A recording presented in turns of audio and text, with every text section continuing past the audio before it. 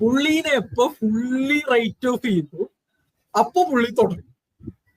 പിന്നെ പിടിച്ചാൽ കിട്ടില്ല. ഇനിയിപ്പോ നമ്മളിവിടുന്ന് പുള്ളീനെ ഹൈപ്പ് ചെയ്ത് ധനഞ്ജയൻ പറഞ്ഞ പോലെ എന്താ കളി, ISL കപ്പ് അടിക്കാനുള്ള അടുത്തൊരു 3-4 കളി പൊട്ടും. ഇതാണ് പുള്ളിയുടെ പ്രശ്നം.